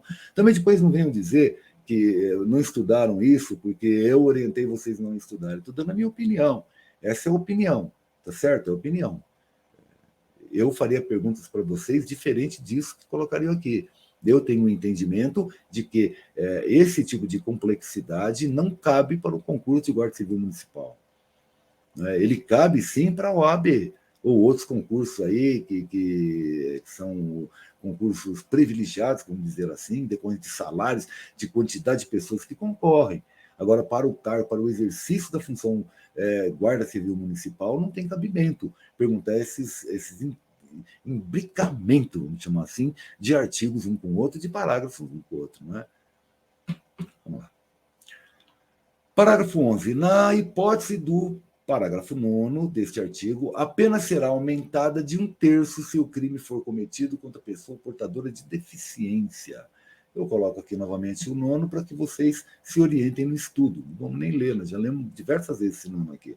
Para orientar vocês no estudo. Então, o que ele quer dizer? Que na hipótese desse parágrafo 9º, né, a pena será aumentada de 1/3 se o crime for cometido contra pessoa portadora de deficiência, simples assim. Parágrafo 12. Se a lesão for praticada contra a autoridade ou agente descrito nos artigos 142 e 144, que são as Forças Armadas e também os órgãos de segurança pública, integrantes do sistema prisional e da Força Nacional de Segurança Pública, no exercício da função ou em decorrência dela, como já conversamos, ou contra seu cônjuge, companheiro, parente, consanguíneo e tal, em razão dessa condição, a pena é aumentada de 1 a 2/3. Ali no caso da lesão corporal que nós estamos falando, tá bom? Ainda sobre a lesão corporal, parágrafo 13º, se a lesão for praticada contra a mulher por razões da condição do sexo feminino, nos termos do artigo 2A, 2A, do parágrafo 2A do artigo 121 deste Código, pena reclusão de 1 a 4 anos. E o que diz, então, o artigo 121? Matar alguém, homicídio, como nós vimos, no seu parágrafo 2A, que aqui está definindo a condição de mulher, né? Considera-se que há razões de condição de sexo feminino, perdão, vamos corrigir, que está definindo quais são as razões de condição de sexo feminino, não é? Quando o crime envolve violência doméstica familiar, já vimos, menosprezo ou discriminação à condição de mulher. Ok? Muito bem. Terminamos, então, essa segunda parte, que é maçante, virá aí a terceira. Esperamos terminar na terceira parte, o Código Penal, que será maçante também, sem dúvida, mas vamos tentar, de uma forma, a explicar aquilo que interessa e deixar material suficiente e importante para que vocês possam fazer a síntese do estudo de vocês. Reforço novamente, olha, nós temos aqui nos últimos slides a referência bibliográfica que vocês podem visitá-los aí tranquilamente, tá bom? E assim, façam a síntese de tudo isso que possa interessar para vocês. Pegue aquilo que é importante de fato. Usem o PowerPoint à vontade para isso. Guardem aquilo que é fundamental para vocês, que é a raiz, que forma a coluna dorsal da lei. Aquilo que se imbrica demais, esquece. É meu palpite, tá certo? É meu palpite. Eu não faria isso. Eu não estou dizendo para vocês, olha, façam ou não façam. Eu estou dizendo para vocês o seguinte, o que eu faria, o que eu não faria. Eu não faria isso. Eu não perderia tempo com tudo isso que está imbricado. Estuda, nós estamos estudando junto aqui, estamos vendo, vamos guardar o que der para guardar. E vamos depois fazer aquilo que é necessário da linha central, que é o suicídio, vamos conhecer a definição de suicídio, de lesão corporal, da qualificação do homicídio, qualificado, não é? Da condição de violência contra o sexo, isso é importante. Daquela situação de menor de 14 anos, de menor de idade, tá certo? Isso é importante, tá bom? Então, uma boa noite já, não é? E até a próxima vídeo.